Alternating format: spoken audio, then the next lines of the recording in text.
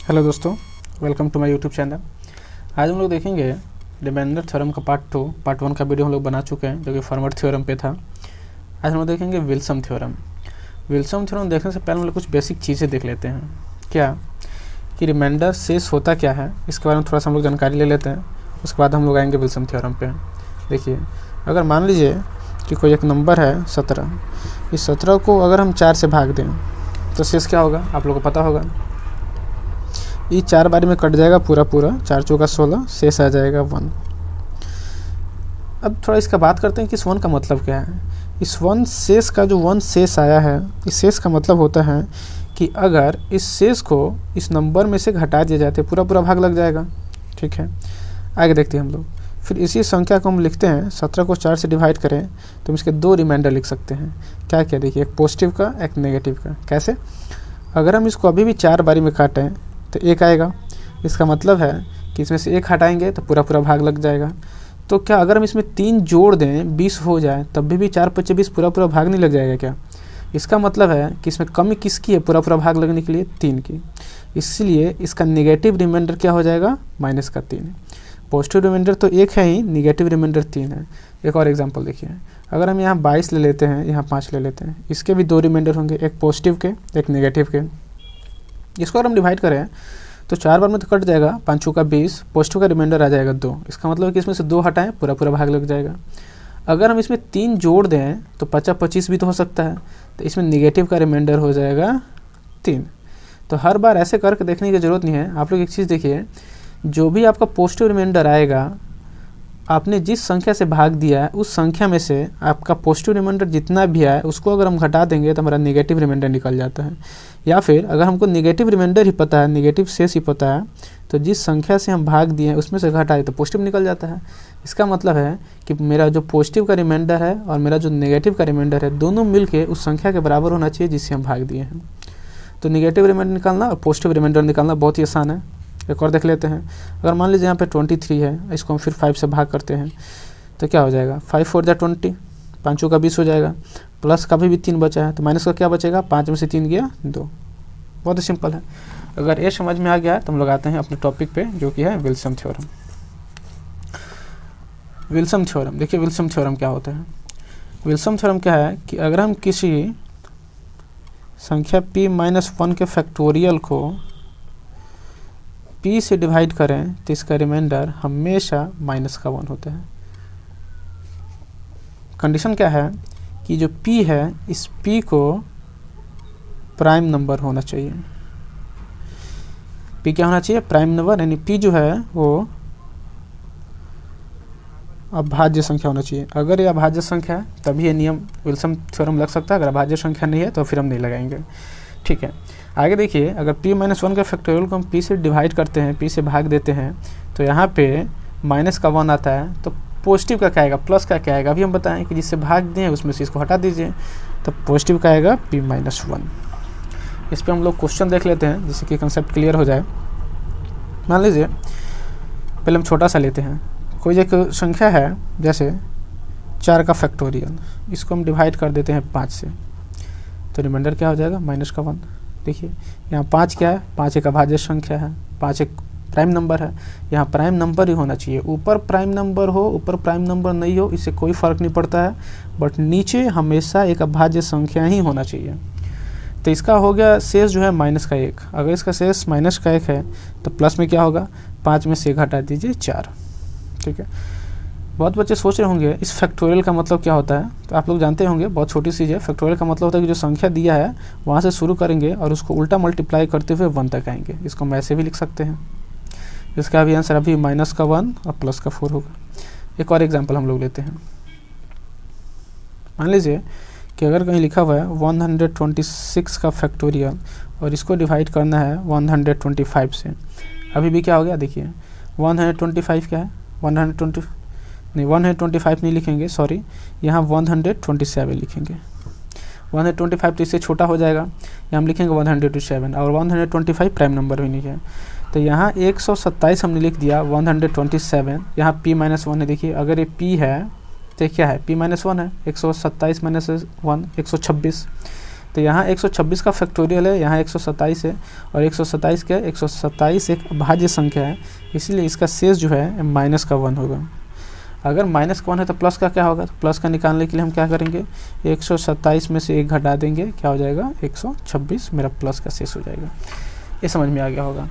अगर ये समझ में आ गया है तो हम लोग आगे बढ़ते हैं। ये जो निगेटिव रिमाइंडर है, पॉजिटिव रिमाइंडर है जो हम लोग निकाल रहे हैं, निगेटिव का रिमाइंडर, निगेटिव का +1 या फिर पॉजिटिव का +1, नेगेटिव का -3, ये सब का मतलब क्या है, इसका यूज़ कहाँ करेंगे। देखिए इसका यूज़ बहुत ही सुंदर है, हम लोग आगे देखते हैं उसको, इसका प्रयोग देखते हैं हम लोग। प्रयोग कि जो निगेटिव रिमाइंडर या पॉजिटिव रिमाइंडर हम लोग निकाल रहे हैं, इस निगेटिव रिमाइंडर और पॉजिटिव रिमाइंडर का प्रयोग क्या है। देखिए हम एक फॉर्मेट लिखते हैं, हो सकता है फॉर्मेट आपको समझ में नहीं है, बट उस पर क्वेश्चन जो होगा वो आपको बिल्कुल समझ में आएगा। फॉर्मेट क्या है, देखिए अगर कोई संख्या है a, इसमें हम x से मल्टीप्लाई कर दें और k जोड़ दें और इन सब का पावर हम कुछ रख दें n, और इसको इसी संख्या अगर a से डिवाइड करें तो इसका शेष हमेशा पॉजिटिव का k का पावर n ही होता है। ठीक है, एक और देखिए, अगर किसी संख्या a को हम x से मल्टीप्लाई कर दें, गुना कर दें, और इसमें से k घटा दें और इसका भी पावर कुछ भी n हो और इसको भी हम इसी संख्या a से भाग कर दें, तो इसका जो शेष होता है माइनस का k का पावर n। समझ में नहीं आया होगा, देखिए इस पे क्वेश्चन होगा, अभी समझ में आ जाएगा। देखिए क्वेश्चन कैसा है, हम लोग इस पे कुछ एग्जांपल लेते हैं जिससे कि समझ में आ जाए। यहाँ हम लोग एग्जांपल लेते हैं। देखिए मान लीजिए कि हम यहाँ पे लिखते हैं 26 का पावर 108, इसको डिवाइड करना है किससे, 25 से। ठीक है, देखिए हम इस पूरे चीज़ को इस फॉर्म में तोड़ेंगे। हम यहाँ नहीं लिख सकते हैं क्या 25 × 1 + 1, ये अभी भी पूरा क्या है, सॉरी थोड़ा नीचे हो गया, ये अभी भी क्या है, ये अभी भी पूरा 26 ही है। देखिए 25, 25 में 1 से गुना करेंगे, 25 से कंधे 25, उसमें 1 जोड़ देंगे, हो गया 26। ठीक है, इस पूरे का पावर कितना दे रखा है, 108, और इसको भाग किससे करना है, इसको भाग करना है 25 से।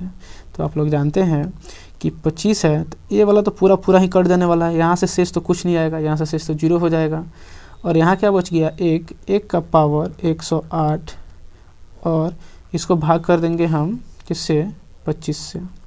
देखिए 1 का पावर चाहे कुछ भी हो हमेशा 1 ही होता है, तो 1 को अगर हम 25 से भाग करेंगे तो शेष 1 ही आएगा। तो आ गया ना, यहाँ पे जो था k, देखिए k का पावर n, तो यहाँ पे जो था k वहीं k आ गया 108, यहाँ पे आया, तो यहाँ पे मेरा आंसर हो गया 1। दूसरा एग्जांपल हम लोग लेते हैं। देखिए यहाँ पे हम लोग लेते हैं दूसरा एग्जांपल। देखिए मान लीजिए यहाँ पे है 79 का पावर 67 और इसको डिवाइड करना है 80 से। तो 80 से डिवाइड करना है तो यहाँ पे जो संख्या है ना, हमको इसके जैसा बनाना होता है ताकि पूरा कट जाए। तो हम कैसे बनाएंगे, हम यहाँ नहीं लिख सकते हैं क्या, 80 को अगर गुना कर दे 1 से, अगर 80 को 1 से गुना कर दे तो 80 हो गया, लेकिन यहाँ तो 79 है तो इसमें से 1 घटा देंगे, अब हो गया 79। इसका पावर कितना है, 67, और इसको भाग करना किससे, 80 से। तो जब हम इसको 80 से भाग करेंगे तो ये तो पूरा कट जाएगा, यहाँ से शेष आ जाएगा 0, और यहाँ से क्या बच गया मेरा, यहाँ से बच गया -1 का पावर 67/80। देखिए -1 का पावर अगर सम संख्या हो तो प्लस में आता है, -1 का पावर अगर विषम संख्या हो तो हमेशा माइनस में ही आता है। तो इसका आंसर क्या हो जाएगा, -1/80, यानी कि इसका शेष क्या हो गया, इसका शेष हो गया -1। अगर माइनस का 1 है तो प्लस का क्या होगा आप लोग को पता है, इसमें से इसको हटा दीजिए, तो 80 में से 1 हटा देंगे तो क्या बच जाएगा, 79। ठीक है, कुछ क्वेश्चन हम लोग और देख लेते हैं। देखिए एक और क्वेश्चन हम लोग लेते हैं जो कि थोड़ा सा टेढ़ा दिखेगा आप लोग को। देखिए क्वेश्चन है, क्वेश्चन क्या है, क्वेश्चन है मान लीजिए कि हम यहाँ लिखते हैं 65 का पावर 80 और यहाँ क्या है 16। अब देखिए हमको यहाँ भी इसके जैसा बनाना होता है ताकि पूरा का पूरा कट जाए, तो यहाँ तो इसे दिख नहीं रहा है। देखिए हम क्या करते हैं, इसको बनाएंगे। हम क्या लिख सकते हैं, इसको लिख सकते हैं 16 × 4 = 64, 1 65, अभी 65 ही है। इसका पावर हम लिख सकते हैं 80, और बटा में क्या है 16। ये तो पूरा पूरा ही कट जाने वाला है, यहाँ से तो शेष 0 आएगा, 16 कट जाएगा, 16 का पहाड़े में जो भी आता है वो सब कुछ तो कट जाएगा पूरा पूरा, यहाँ से शेष तो 0 आ जाने वाला है। और यहाँ से शेष क्या आ जाएगा 1 का पावर 80/16। इसका मतलब क्या है 1/16। इसका मतलब यहाँ से शेष कितना आएगा, यहाँ से शेष आ जाएगा 1। कुछ क्वेश्चन हम लोग और लेते हैं, जैसे देखिए यहाँ पे है 83 का पावर कुछ भी ले लेते हैं, 87 ले लेते हैं, इसको भाग कर देते हैं किससे 28 से भाग कर देते हैं। इसको 28 से भाग करेंगे तो हम लोग जानते हैं कि 28 में अगर 3 से गुना कर देंगे तो कितना हो जाता है, ये हो जाता है 84। तो इसमें से 1 घटाना पड़ेगा, 1 घटा देंगे तभी भी हो गया 83। इसका पावर कितना दे रखा है 87, बटा भाग किसे कर देना है 28 से।